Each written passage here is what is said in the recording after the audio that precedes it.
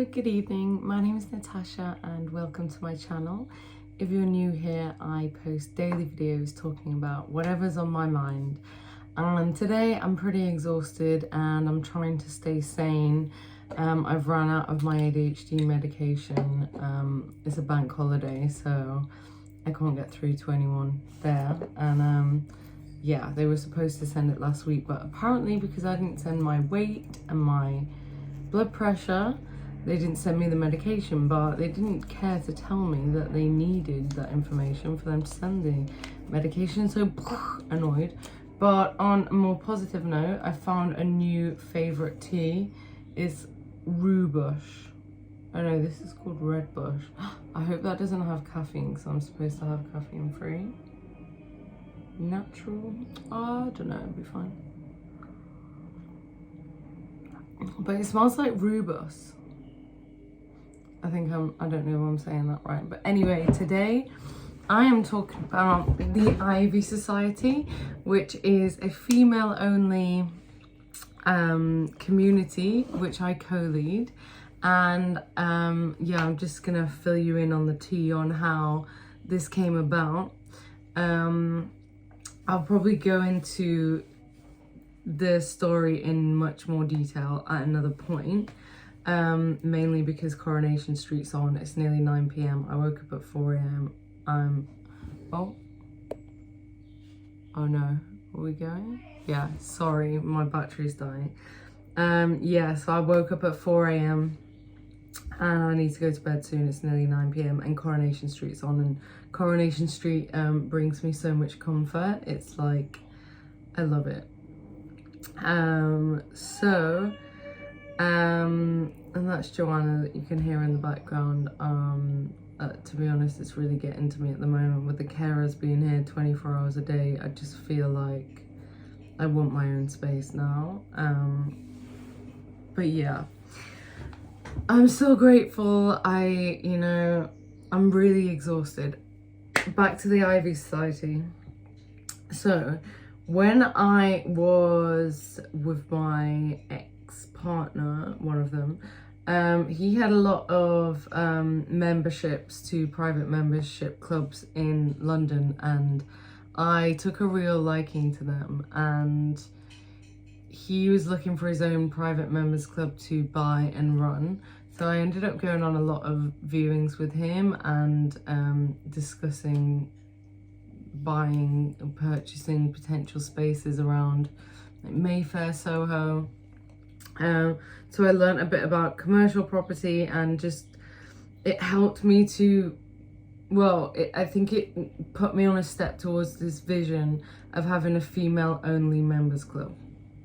So then when I did my dissertation in my master's, which was music business, but I didn't do it, I wasn't really interested in music, so I did it on a female-only society, which I eventually brought to life with my friend from uni, who, okay, the story gets really weird. I will go into it in more detail at some point, but basically what happened is during lockdown, I had zero money, zero income. I couldn't get universal credit, which is like welfare money if you are in America. If you're in the UK, universal credit, you probably know what it is. I couldn't get it because I was studying, and yeah, you can't get any benefits if you're studying, but also I couldn't get a loan from the uni, couldn't get a loan from my bank. There was just no way of me getting any money, and it was lockdown, so there was no jobs. So my best friend that I was living with, he said, hey, why don't you try Craigslist? And I was like, what on earth is Craigslist? And he told me about Craigslist, and he was like, you should just post a cute photo. And I posted a pic, neck down, wearing a long dress to my knees, wasn't showing my face. And I just straight up wrote, English girl 26 or however old I was, looking for somebody to pay my rent, can't pay my rent. Put my phone number on there. Oh my god, I got about 300 calls, for real. I got Arabs calling me saying, I'll give you £2,000 a week. I had married men asking to meet me in hotel rooms. all sorts of things. But I wasn't willing to do anything sexual at all or anything like that. And some of the calls were disgusting. So I was just thinking, this is BS, I can't do this anymore. And then I was about to just call it a day. And then I got this FaceTime call coming through. So I was like, okay, this is the very last call. And I answered it and I was peed off. And I was like, by the way, I've decided to remove my post and I don't want to do this anymore, but thanks for calling. And it was this Indian guy with a Brummy accent, and he was so sweet. And he was like, I was actually just looking for a PA for my business. And we got chatting and I was talking to him about my events management degree and my plan, and we just really, really got along. And he said to me, look, you seem like a really nice girl. I do not want anything sexual from you at all, or I don't expect anything from you. You don't even have to do any work for me, like PA work. I'm gonna put you on my payroll and I'll pay your rent, and you can have my Uber account so that you can order food and drinks and get a cab wherever you need to. I couldn't believe it. I just thought, no, surely not this. He said, just send me a passport. And I'm like, oh my God, this is so scary. It might be getting trafficked. God knows what's going to happen to me, but I need money. I need to pay my rent.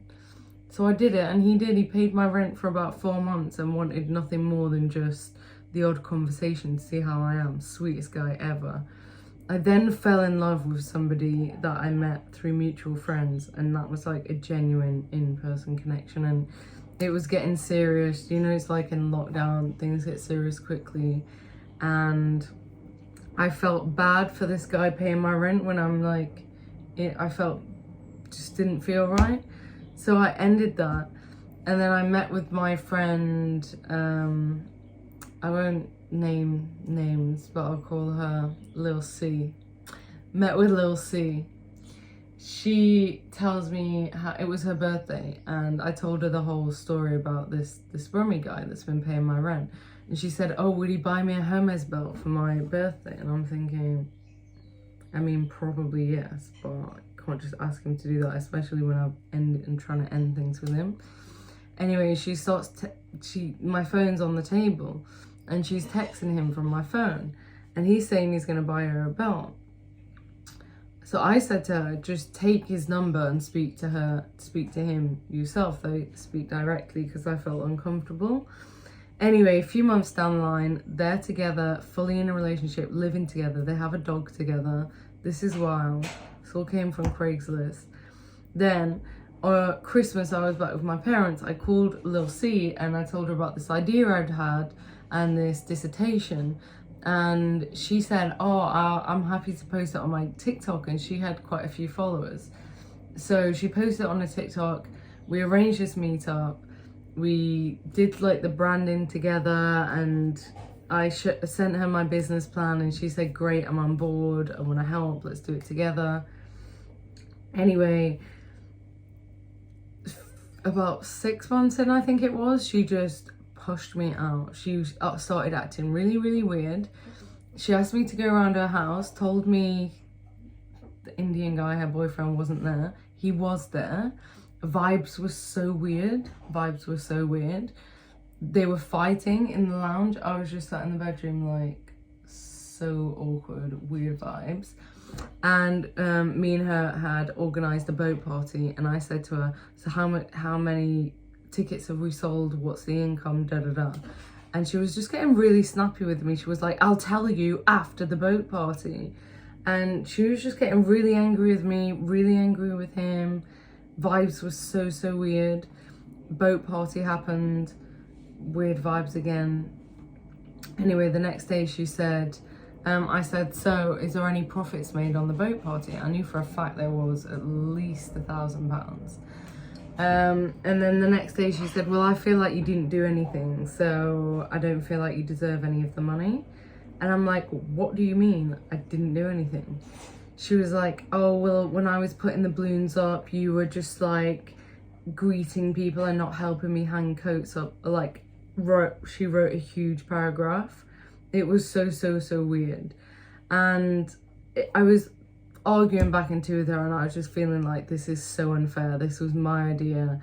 This, like, I've put so much energy and everything into this. This is my dream, and it felt like she was stealing it away from me.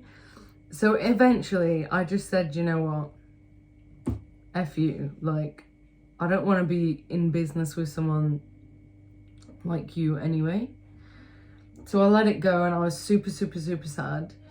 And then me and 3 other girls decided, well, they kind of like said to me, why didn't you start another one? And I was like, well, do you want to do it with me? And then we had this meeting in my lounge, and we came up with the name, the Ivy Society, and the branding colour, and it was super, super sweet. And then I wrote up a contract because I didn't want what happened the last time to do it, and 2 of the girls refused to sign the contract. So I was like, okay. And then it was me and Chloe left, who is the co-founder now, and we've been working together since and creating this beautiful community, which we're both so proud of, and it's the best thing that's ever happened to me. I'm sure Chloe will say the same. It's just a miracle. And yeah, for 2 years now, we've been doing 2 meetups a month. We've done trips overseas. We've met so many women. We've seen so many friendships blossom, and I could just cry at how amazing it is, honestly. I've been thinking whether to make a YouTube video just about the Ivy Society with updates on the trips. Like, I can speak after the trips, how they went. I can speak before the trips, and talk to you about the planning process and what's coming up in the next few months and future plans, and probably get Chloe on to talk. She mainly does the social media, so she's been making some videos herself, putting them on the social media. So yeah, I wondered if we should have an Ivy YouTube video. If you think that we should, pop in the comments, and I will be making one soon. But obviously I'll post daily here every day, no matter what. I am the fat messy addict every day, and the Ivy Society will be a secondary channel. But yeah, I'm gonna go now and watch Coronation Street because it's really important to me. You're really important to me, and yeah, that's oh yeah, and just another reason why I wanted to make the Ivy Society, or the female group, in the first place is because I've always struggled with female friendships, but mainly female friendships. I've always felt left out, excluded, like I'm fatter than my friends, I'm uglier than my friends.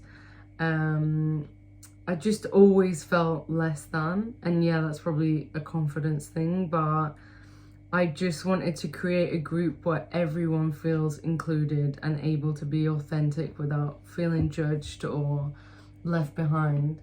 And I think that's the feedback we're getting, that people feel like it's wholesome and inclusive, and I'm just really happy about that. It's everything I wanted it to be and more, and I finally am part of a healthy social female circle. So my heart is warm, I'm feeling blessed, and I'm so grateful, and I'm sure that this is all thanks to God. So yeah, I take no credit, I'm just thankful for the position I'm in. Thank you for listening. I hope you sleep really well, and I hope you come back tomorrow. God bless.